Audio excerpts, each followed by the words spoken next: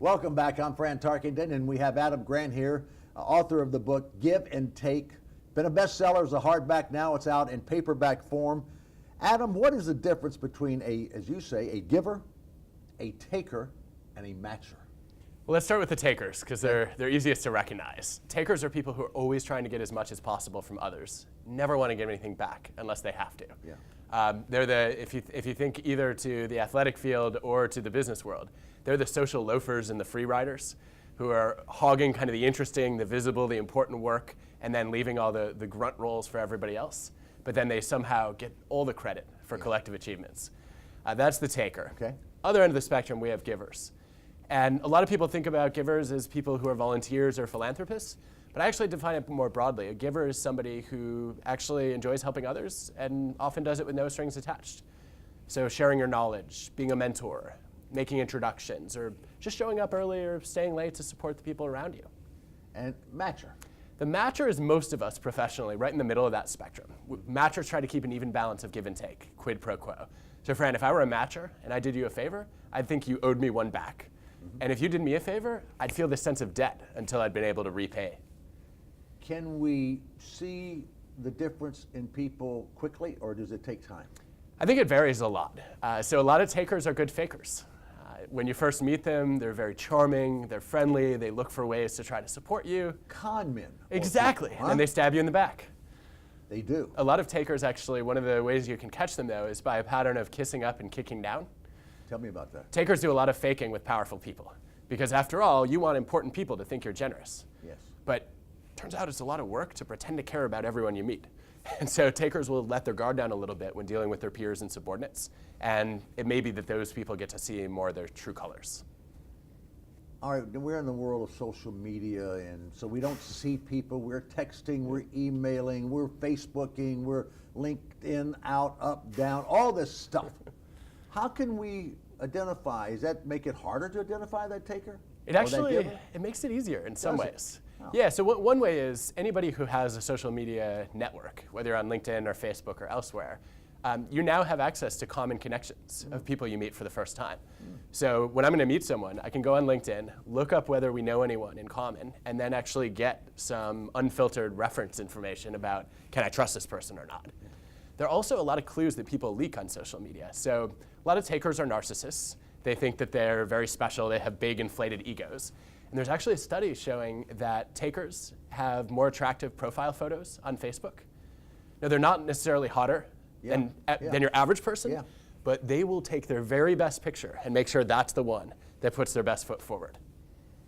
Can a taker change into a giver? I would love to know the answer to that question. I think it's one that's really hard to study because we all have moments of giving and taking and matching. So I guess to really answer that question, we'd have to know, of all the roles and relationships where you tend to take, is it possible over time that you would do more giving in those situations? And I think the answer is a qualified yes. There is evidence that as people get older, they shift from taking toward giving. As they gain responsibility at work, as they start raising families, they start to think much more about other people and less about themselves. And also they begin to think more about their legacies and giving back as part of building a legacy. If I'm hiring people or choosing people to be partners, what am I looking for? As I start my conversations out, how do I really start getting a feeling of is this the right kind of person or not? Well, I think one of the first things that you can do is actually ask the person to walk through their work history. Talk to me about your successes and your stumbling blocks. But you don't want to pay so much attention to what the person's accomplished. You want to focus on how they explain their accomplishments.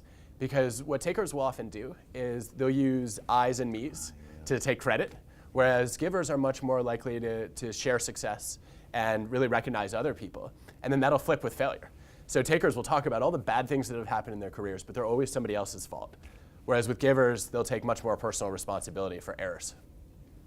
I believe, and I want you to challenge me on this if you would, I think that great leaders, be they coaches, be they parents, teachers, whatever, are the people also that ask questions, that are curious to find out what someone else is thinking.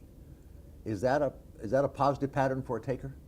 Let me turn that back around on you. Rather. Yeah. Why do you think questions are important for leaders and coaches? I think it kind of, for me, I don't know everything. I know I don't know everything. Even when I was playing as a Hall of Fame quarterback of the National Football League, I spent most of my time looking at the work of other people, talking to other quarterbacks, talking to other coaches, finding out what they were thinking, what they were doing, to give me more information to be able to make better decisions and to make changes that would make me better. I knew I could not stay the same. And if I was not going to stay the same, I'll go this way. Most of my learning has come from other people. Maybe all of my learning. I don't think I've had an original idea myself. I think it's all come from what I've seen, what I've read, what I've heard. Well, I think that would very much characterize the way that a giver goes through life. Takers tend to ask fewer questions when they're dealing with other people because it feels like they're exposing some vulnerability, right? I want to be the smartest person in the room if I'm a taker. I don't want to admit that you might know something that I don't. Whereas I think givers are... Why do you want to be the smartest person in the room? Is it because of an ego thing, or what is it? So ego is one factor. Another is that a lot of takers think that success is zero-sum, and that in order for me to win, somebody else has got to lose. But most of life is not like a football game, right? There doesn't have to be a winner and a loser in every exchange. And so I think a lot of takers fear that, if they are not the smartest person in the room, that some other taker might actually step on them on the way to the top. That's an interesting thing, because in football, yeah, it hurts to lose. And it's a clear-cut winner and loser. Yep. But I never left the field feeling bad about my opponent. Never? No, I didn't feel bad about my opponent. I had great respect for my opponents, a great respect for the players. We saw them just in uniforms and on film, but I respected their skill set. And I was disappointed that we didn't lose, but I didn't blame it on them. I blamed the loss on me. What did I not do? How did I not prepare properly? What did I not practice? What have I got to change? And so it was a good internal feedback system for me in the losing. Yeah, and interestingly, takers actually learn less from that kind of feedback. Because after a loss, they will look to blame other people and protect their egos, and then they don't learn. They don't pick up the lessons. Whereas givers are much more likely to say, this isn't about me. This is about what I can really glean from this series of mistakes that will help the whole team become better. I believe, I want you to challenge this too, I believe we learn much more from losing than we do from winning. Yeah, I wish I could challenge that, but unfortunately it's true. When I played a football game, and when we won, went out with my buddies, we celebrated, we high-fived, and how great we were. And remember that play and what we did so good? Yep. And then when we lost, I didn't go out. Yeah. I went back and looked at film. Yep, you studied. And I studied, and I thought about what did I not do? How can I get better? And so I've always felt that we learn much more from losing than we do from winning. Yeah, I think you're absolutely right. There's a lot of research on this that backs up your intuition, and much of it is because when you win, that's basically a signal to repeat the status quo and to continue doing what you already know how to do, right? It worked for us. Why would we change it? Whereas a loss is basically a signal to hit the reset button and go back to the drawing board and figure out, do we need to change our plays? Do we need to change maybe the roster and really try to create a better way of winning? Curiosity. I think that's a great trait of anybody living. To want to find out more, to learn more, no matter what your age. Now, in this whole thing of give and take, is it generational? Are we finding that as a young person you're more selfish or old?